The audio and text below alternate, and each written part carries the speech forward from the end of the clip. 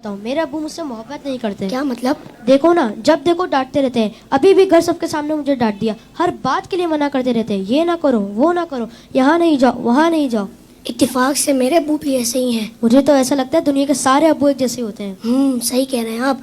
ना कहीं घूमने लेकर जाते हैं और ना ही कोई मेरी फरमाइश पूरी करते हैं। सिर्फ संडे के संडे देखने को मिलते हैं, वरना सुबह जाते हैं और रात को हमारे सोने के बाद आते हैं। दूसरे बच्चों के पापा उन्हें महंगे महंगे खिलौने और चीजें दिलाते हैं। मेरे अब्बू तो बस मुझे उम्मीद ही देते रहते हैं। जी हाँ, आपने बिल्कुल सही कहा। दुनिया के सारे अब्बू एक जैसे ही होते हैं।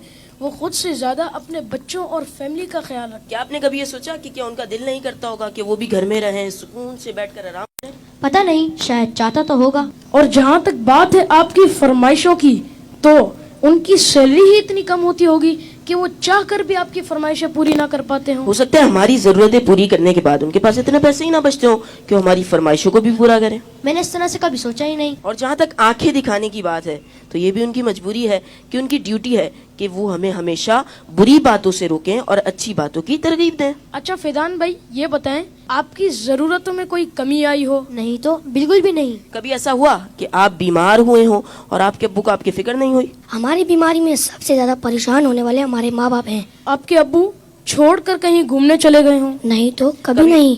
कभी ऐसा हुआ कि आपके अब्बू ने खुद तो कुछ अच्छा खाया और आपको ना दिया हो? कभी नहीं। अगर कोई अच्छी डिश कम होती है तो वो हमें दे देते हैं और कहते हैं तुम खा लो, मेरा दिल नहीं चाह रहा। अगर ये प्यार नहीं है, मोहब्बत नहीं है, तो फिर क्या है? माँ और बाप दोनों ही मोहब्बत करते हैं, लेकिन माँ की मोहब्बत नजर आ जाती है और बाप की मोहब्बत को महसूस करना पड़ता है। मैं कितना गलत सोच रहा था अपने अब्बू के बारे में। लव यू अब्बू। Love you very much. बाप बाप ही होता है। बाप एक सायादार दरख्त होता है। आज इन बच्चों की बातों ने मुझे अपने वालिद भी याद दिला दी है। वाकई अच्छे खाने उन्होंने हमें ही खिलाए, अच्छी चीजें उन्होंने हमें ही अता की। और वो बच्चे जिनके वालिदैन उनकी फरमाइशें पूरी नहीं करते ना, उन्हें ये सोचना चाहिए। सिर्फ मैं बच्चों से बात नहीं करूंगा, घर के और भी अफराद हैं, जौजा भी है, बेटी भी है।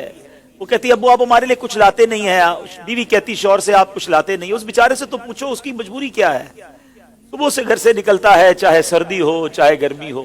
कोई मोटरसाइकिल पर जाता है, कोई बस पे बैठ के जाता है, कोई दो दो बसें बदल के जाता है, बारिश में भी जाता है। क्यों जाता है? कि छुट्टी करूंगा तो तनख्वाह कम हो जाएगी, तनख्वाह कम हो जाएगी तो बच्चों को कैसे पूरा करूंगा, स्कूल की फीस भी देनी है, बच्चों के लिए कपड़े भी लाने हैं, खाना भी वक्त पर लाना है।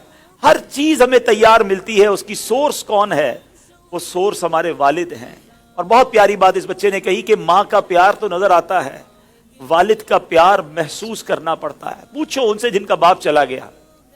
वालिद एक सायादार दरख्त है। कभी दरख्त को देखा है आपने? इसके ऊपर के पत्ते गर्म होते हैं, वो सारी धूप अपने ऊपर सह लेता है और उसके नीचे अपने बच्चों को छांव देता है। अगर लोग बाज औकात अपने वालिद की कदर नहीं करते, अपने वालिद से उलझते हैं, अपने वालिद को बुरा भला कहते हैं, याद रखिए मेरे आका फरमाते हैं, इसका मजमून यह है कि वालिद की रिजा में अल्लाह की रिजा है और वालिद की नाराजी में अल्लाह की नाराजी है। कभी अपने बाप को नाराज मत करना। अगर वो बूढ़े हो गए हैं तो अब तुम्हारी बारी आई है, उनकी खिदमत करो। उन्हें यह एहसास दिलाओ कि अब मेरी बारी है आपकी खिदमत करने की।